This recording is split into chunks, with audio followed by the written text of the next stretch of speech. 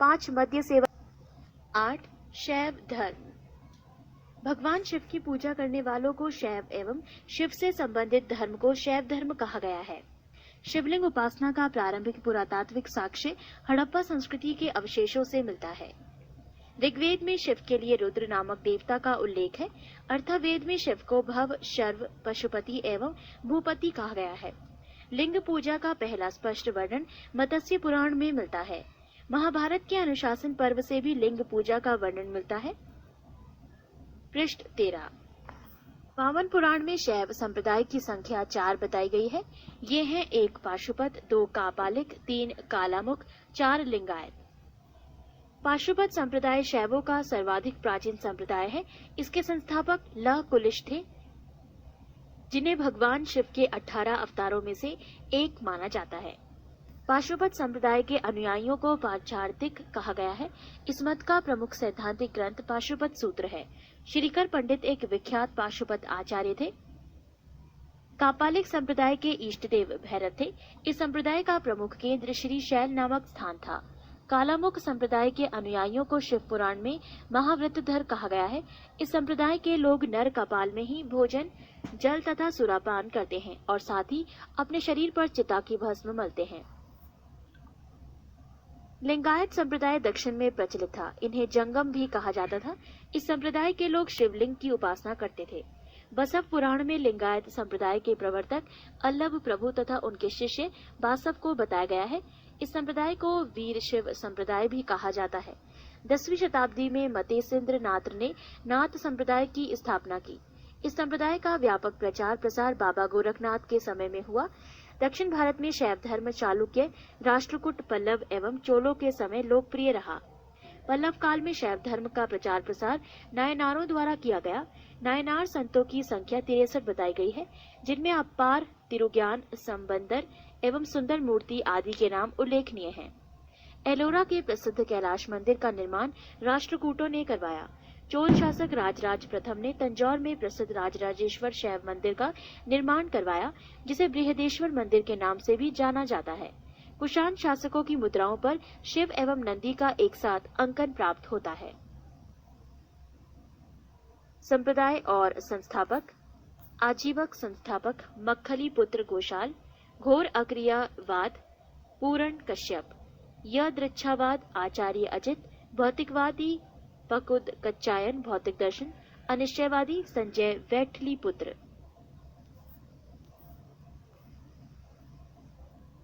9 वैष्णव धर्म। वैष्णव धर्म के विषय में प्रारंभिक जानकारी उपनिषदों से मिलती है। इसका विकास भागवत धर्म से हुआ। वैष्णव धर्म के प्रवर्तक कृष्ण थे, जो कृष्ण कबीले के थे और जिनका निवास स्थान मथुरा था।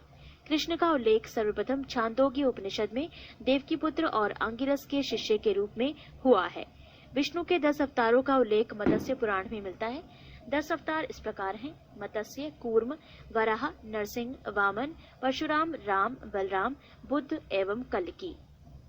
वैष्णव धर्म में ईश्वर को प्राप्त करने के लिए सर्वाधिक महत्व भक्ति को दिया गया है। प्रमुख संप्रदाय, मत एवं आचार्य। प्रमुख संप्रदाय वैष्णव संप्रदाय, मत विशिष्टाद्वैत, आचार्य रामानुज। प्रमुख संप्रदाय ब्रह्म संप्रदाय, मत द्वैत, आचार्य आनंद तीर्थ। प्रमुख संप्रदाय रुद्र संप्रदाय, मत शुद्धोदाद्वैत, आचार्य वल्लभाचार्य। प्रमुख संप्रदाय सनक संप्रदाय, मत द्वैताद्वैत, आचार्य निम्बार्क। प्रमुख संप्रदाय संस्थापक एवं पुस्तक। प्रमुख संप्रदाय बरकरी, संस्थापक नामदेव, पुस्तक नेल। श्री वैष्णव संस्थापक रामानुज, पुस्तक ब्रह्मसूत्र।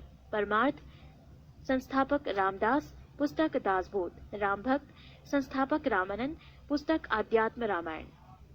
पृष्ठ 14। 10 इस्लाम धर्म। इस्लाम धर्म के संस्थापक हजरत मोहम्मद साहब थे। हजरत मोहम्मद साहब का जन्म 570 ईस्वी में मक्का में हुआ था। हजरत मोहम्मद साहब के पिता का नाम अब्दुल्ला और माता का नाम अमीना था। हजरत मोहम्मद साहब को 610 ईस्वी में मक्का के पास हीरा नामक गुफा में ज्ञान की प्राप्ति हुई। 24 सितंबर 622 ईस्वी को पैगंबर ने मक्का के मदीना की यात्रा इस्लाम जगत में मुस्लिम संवत हिजारी संवत के नाम से जाना जाता है। मोहम्मद की शादी 25 वर्ष की अवस्था में खदीजा नामक विधवा के साथ हुई। मोहम्मद की पुत्री का नाम फातिमा एवं दामाद का नाम अली हुसैन है। देवदूत गैब्रियल ने पैगंबर मोहम्मद साहब को कुरान अरबी भाषा में संप्रेषित की। कुरान इस्लाम धर्म का पवित्र ग्रंथ है। पैगंबर मोहम्मद साहब ने कुरान की शिक्षाओं का उपदेश दिया। हजरत मोहम्मद साहब की मृत्यु 8 जून 632 ईस्वी को हुई। इन्हें मदीना में दफनाया गया। मोहम्मद साहब की मृत्यु के बाद इस्लाम सुन्नी तथा शिया नामक 2 पंथों में विभाजित हो गया। सुन्नी उन्हें कहते हैं जो सुन्ना में विश्वास करते हैं। सुन्ना पैगंबर मोहम्मद साहब के कथनों तथा कार्यों का विवरण है। शिया अली की शिक्षाओं में विश्वास करते हैं तथा उन्हें मोहम्मद साहब का न्याय सम्मत उत्तराधिकारी मानते हैं। अली मोहम्मद साहब के दामाद थे। अली की सन 661 ईस्वी में हत्या कर दी गई। अली के पुत्र हुसैन की हत्या 680 में करबला ईरान नामक स्थान पर कर दी गई। इन दोनों हत्या ने शिया को निश्चित मत का रूप दे दिया। पैगंबर मोहम्मद साहब के उत्तराधिकारी खलीफा कहलाए। इस्लाम जगत में खलीफा पद 1924 ईस्वी तक रहा। 1924 ईस्वी में इसे तुर्की के शासक मुस्तफा कमाल पाशा ने समाप्त कर दिया। इब्न इशाक ने सर्वप्रथम पैगंबर साहब का जीवन चरित्र लिखा। मोहम्मद साहब पैगंबर के जन्मदिन पर ईद मिलाद उन नबी पर्व मनाया जाता है।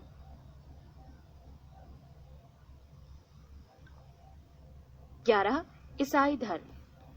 ईसाई धर्म के संस्थापक हैं ईसा मसीह। ईसाई धर्म का प्रमुख ग्रंथ है बाइबल। ईसा मसीह का जन्म जेरूसलम के निकट बैथलेहम नामक स्थान पर हुआ था। ईसा के जन्म दिवस को क्रिसमस के रूप में मनाया जाता है। ईसा मसीह के माता का नाम मैरी और पिता का नाम जोसेफ है। ईसा ने अपने जीवन के प्रथम 30 वर्ष एक बढ़ई के रूप में बेथलेहम के निकट नाजरेत में बताए। ईसा मसीह के प्रथम 2 शिष्य थे एंडूस एवं पीटर। ईसा मसीह को सूली पर रोमन गवर्नर पोंटियस ने चढ़ाया। ईसा मसीह को 33 ईस्वी पर सूली पर चढ़ाया। ईसाई धर्म का सबसे पवित्र चिन्ह क्रॉस है। ईसाई त्रित्व में विश्वास रखते हैं। वो है ईश्वर पिता, ईश्वर पुत्र ईसा, ईश्वर पवित्र आत्मा। पारसी धर्म। पारसी धर्म के पैगंबर जरथुष्ट्र ईरानी थे। इनके शिक्षाओं का संकलन जेंद अवेस्ता नामक ग्रंथ में है जो पारसियों का धार्मिक ग्रंथ है। इनकी मूल शिक्षा का सूत्र है सद्विचार, सद्वचन तथा सत्कार्य। इसके अनुयायी एक ईश्वर अहुर को मानते हैं। इस धर्म के अनुयायियों को अग्नि पूजक भी कहा जाता है। पृष्ठ 15। 12 मगध राज्य का उत्कर्ष। मगध के सबसे प्राचीन वंश के संस्थापक बृहद्रथ था। इसकी राजधानी गिरिब्रज राजगृह थी। जरासंध बृहद्रथ का पुत्र था। हर्यक वंश के संस्थापक बिंबिसार मगध की गद्दी पर 544 ईसा पूर्व बौद्ध ग्रंथों के अनुसार में बैठा था। वो बौद्ध धर्मों का अनुयायी था। बिंबिसार ने ब्रह्मदत्त को हराकर अंग राज्य को मगध में मिला लिया। बिंबिसार ने राजगृह का निर्माण कर उसे अपनी राजधानी बनाया। बिंबिसार ने मगध पर करीब 52 वर्षों तक शासन किया। महात्मा बुद्ध की सेवा में बिंबिसार ने राजवैद्य जीवक को भेजा। अवंती के राजा प्रद्योत जब पांडु रोग से ग्रसित थे, उस समय भी बिंबिसार ने जीवक को उनकी सेवा सुश्रूषा के लिए भेजा था। बिंबिसार ने वैवाहिक संबंध स्थापित कर अपने साम्राज्य का विस्तार किया। इसने कौशल नरेश प्रसेनजित की बहन महाकौशला से, वैशाली के चेटक की पुत्री चेलना से तथा मद्र देश आधुनिक पंजाब की राजकुमारी क्षेमा से शादी की। बिंबिसार की हत्या उसके पुत्र अजातशत्रु ने कर दी और वो 493 ईसा पूर्व में मगध की गद्दी पर बैठा। अजातशत्रु का उपनाम कुर्णिक था। अजातशत्रु ने 32 वर्षों तक मगध पर शासन किया। अजातशत्रु प्रारंभ में जैन धर्म का अनुयायी था। अजातशत्रु के सुयोग्य मंत्री का नाम वर्षकार वरस्कार था। इसी की सहायता से अजातशत्रु ने वैशाली पर विजय प्राप्त की। अजातशत्रु की हत्या उसके पुत्र उदयन ने 461 ईसा पूर्व में कर दी और वह मगध की गद्दी पर बैठा। उदयन ने पाटलिग्राम की स्थापना की। उदयन भी जैन धर्म का अनुयायी था। हरिक वंश का अंतिम राजा उदयन का पुत्र नागदशक था। नागदशक को उसके अमात्य शिशुनाग ने 412 ईस्वी में अपदस्थ करके मगध पर शिशुनाग वंश की स्थापना की। शिशुनाग ने अपनी राजधानी पाटलिपुत्र से हटाकर वैशाली में स्थापित की। शिशुनाग का उत्तराधिकारी कालाशोक पुनः राजधानी को पाटलिपुत्र ले गया। शिशुनाग वंश का अंतिम राजा नंदीवर्धन था। नंद वंश का संस्थापक महापदम नंद था। नंद वंश का अंतिम शासक घनानंद था। ये सिकंदर का समकालीन था। इसे चंद्रगुप्त मौर्य ने युद्ध में पराजित किया और मगध पर एक नए वंश मौर्य वंश की स्थापना की। 13 सिकंदर। सिकंदर का जन्म 356 ईसा पूर्व में हुआ। सिकंदर के पिता का नाम फिलिप था। फिलिप 359 ईसा पूर्व में मकदूनिया का शासक बना। इसकी हत्या 329 ईसा पूर्व में कर दी गई। सिकंदर अरस्तु का शिष्य था। सिकंदर ने भारत विजय का अभियान 326 ईसा पूर्व में प्रारंभ किया। सिकंदर का सेनापति सेल्यूकस निकेटर था। पृष्ठ 16। सिकंदर को पंजाब के शासक पोरस के साथ युद्ध करना पड़ा, जिसे हाइडेस्पीस के युद्ध या झेलम वितस्ता का युद्ध के नाम से जाना जाता है। सिकंदर की सेना ने व्यास नदी को पार करने से इनकार कर दिया। सिकंदर स्थल मार्ग द्वारा 325 ईसा पूर्व में भारत से लौटा। सिकंदर की मृत्यु 323 ईसा पूर्व में बेबीलोन में 33 वर्ष की अवस्था में हो गई। सिकंदर का जल सेनापति था निर्याकस। 14। मौर्य साम्राज्य। मौर्य वंश का संस्थापक चंद्रगुप्त मौर्य था। चंद्रगुप्त मौर्य का जन्म 345 ईसा पूर्व में हुआ था। घनानंद को हराने में चाणक्य ने चंद्रगुप्त मौर्य की मदद की थी, जो बाद में चंद्रगुप्त का प्रधानमंत्री बना। चाणक्य कौटिल्य या विष्णुगुप्त द्वारा लिखित पुस्तक है, अर्थशास्त्र है, जिसका संबंध राजनीति से है। चंद्रगुप्त मगध की राजगद्दी पर 322 ईसा पूर्व में बैठा। चंद्रगुप्त जैन धर्म का अनुयायी था। चंद्रगुप्त ने अपना अंतिम समय कर्नाटक के श्रवणबेलगोला नामक स्थान पर बिताया। चंद्रगुप्त ने 305 ईसा पूर्व में सेल्यूकस निकेटर को हराया। सेल्यूकस निकेटर ने अपनी पुत्री कार्नेलिया की शादी चंद्रगुप्त मौर्य के साथ कर दी और युद्ध की संधि शर्तों के अनुसार 4 प्रांत काबुल, कंधार, हेरात एवं मकरान चंद्रगुप्त को दिए। चंद्रगुप्त मौर्य ने जैनी गुरु भद्रबाहु से जैन धर्म की दीक्षा ली थी। मेगास्थनीज सेल्यूकस निकेटर का राजदूत था, जो चंद्रगुप्त के दरबार में रहता था। मेगास्थनीज द्वारा लिखी गई पुस्तक इंडिका है। चंद्रगुप्त मौर्य और सेल्यूकस के बीच हुए युद्ध का वर्णन एपियानस ने किया है। प्लूटार्क के अनुसार चंद्रगुप्त ने सेल्यूकस को 500 हाथी उपहार में दिए थे। चंद्रगुप्त मौर्य की मृत्यु 298 ईसा पूर्व में श्रवणबेलगोला में उपवास द्वारा हुई। बिंदुसार।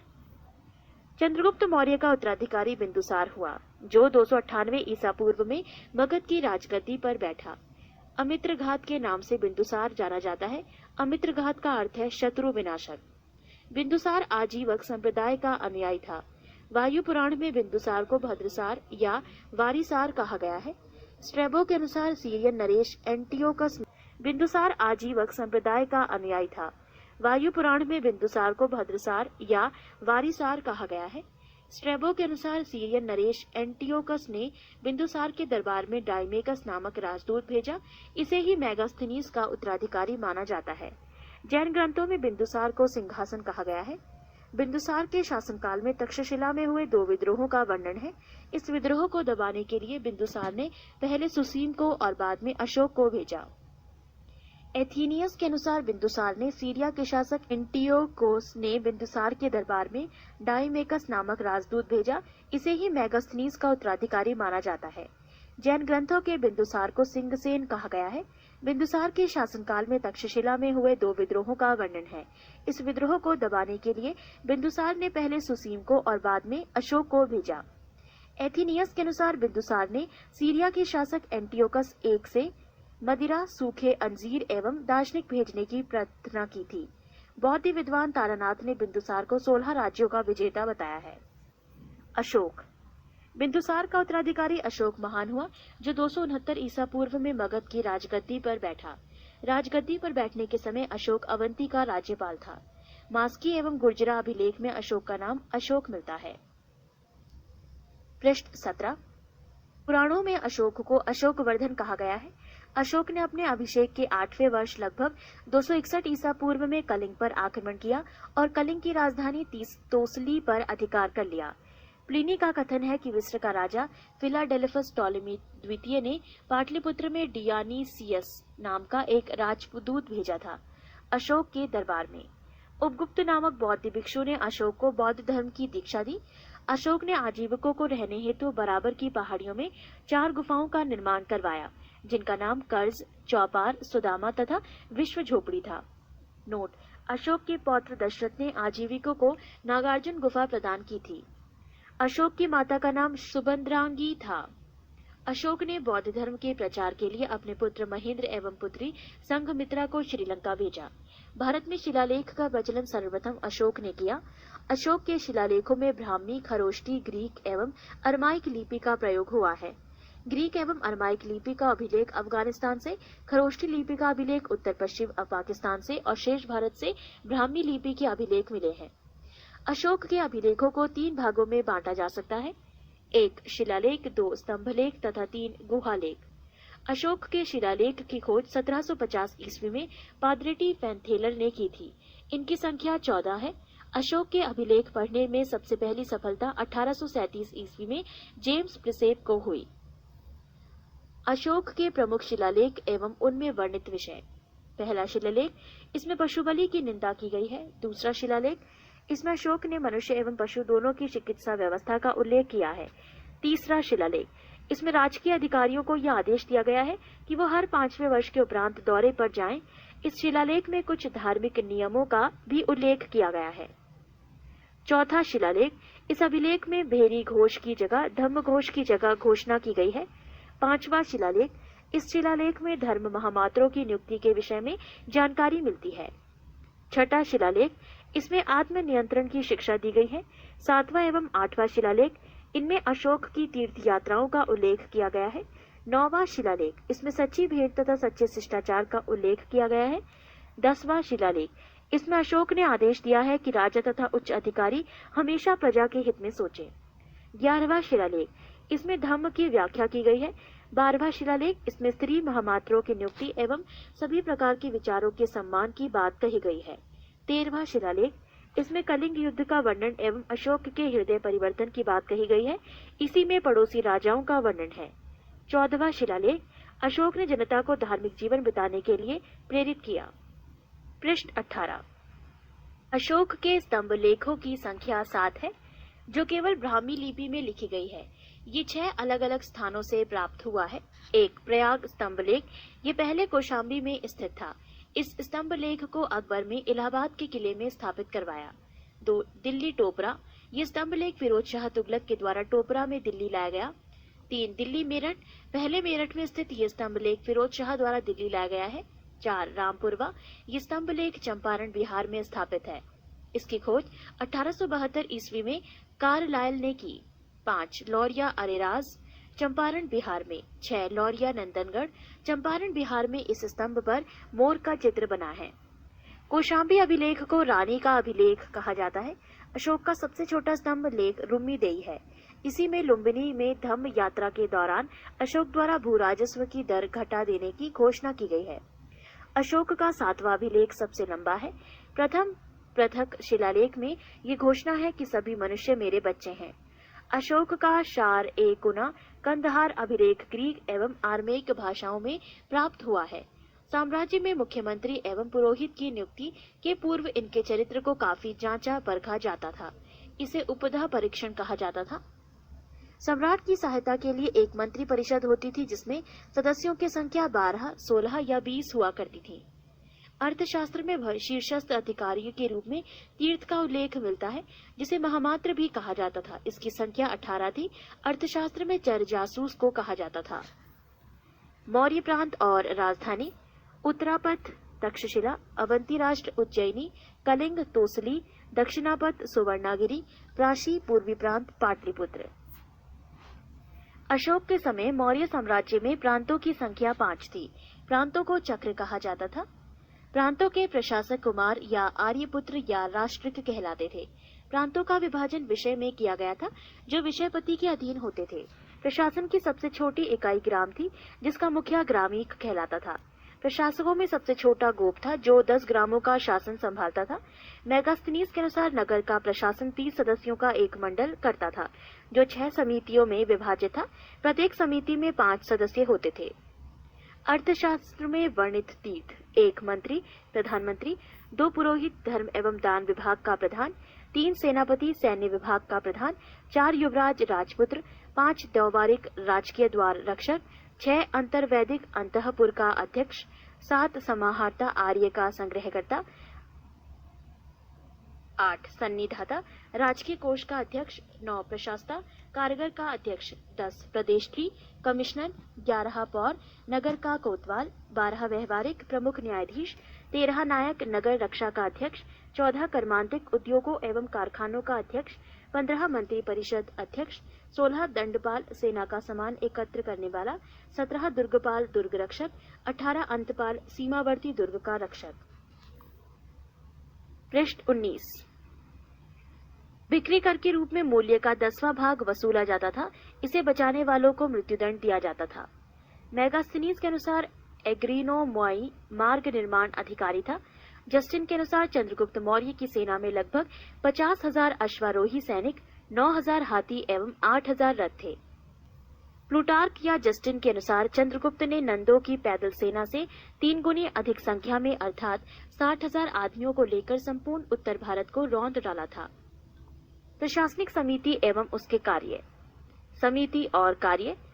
प्रथम समिति कार्य उद्योग एवं शिल्प कार्य का निरीक्षण, द्वितीय समिति विदेशियों की देखरेख, तृतीय समिति जन्म मरण का विवरण रखना, चतुर्थ व्यापार एवं वाणिज्य की देखभाल, पंचम निम्रित वस्तुओं के विक्रय का निरीक्षण, षष्ठ बिक्री कर वसूल करना।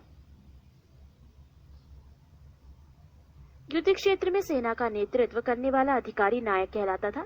सैन्य विभाग का सबसे बड़ा अधिकारी सेनापति होता था। मेगास्थनीज के अनुसार मौर्य सेना का रखरखाव 5 सदस्यीय 6 समितियां करती थी। मौर्य प्रशासन ने गुप्तचर विभाग महामात्य सर्प नामक अमात्य के अधीन था। अर्थशास्त्र में गुप्तचर को गूढ़ पुरुष कहा गया है तथा एक ही स्थान पर रहकर कार्य करने वाले गुप्तचर को संस्था कहा जाता था। एक स्थान से दूसरे स्थान पर भ्रमण करके कार्य करने वाले गुप्तचर को संचार कहा जाता था। अशोक के समय जनपदीय न्यायालय के न्यायाधीश को राजुक कहा जाता था। सरकारी भूमि को सीता भूमि कहा जाता था। बिना वर्षा के अच्छी खेती होने वाली को अदेव मात्रक कहा जाता था। मेगास्थनीज ने भारतीय समाज को 7 वर्गों में विभाजित किया है। 1 दार्शनिक, 2 किसान, 3 अहीर, 4 कारीगर, 5 सैनिक, 6 निरीक्षक एवं 7 सभासद। स्वतंत्र वैश्यावृत्ति को अपनाने वाली महिला रूपा जीवा कहलाती थी। नंद वंश के विनाश करने में चंद्रगुप्त मौर्य ने कश्मीर के राजा प्रवर्तक से सहायता प्राप्त की थी। मौर्य शासन 137 वर्षों तक रहा। मौर्य वंश का अंतिम शासक बृहद्रथ था। इसकी हत्या इसके सेनापति पुष्यमित्र शुंग ने 185 ईसा पूर्व में कर दी और मगध पर शुंग वंश की नींव डाली।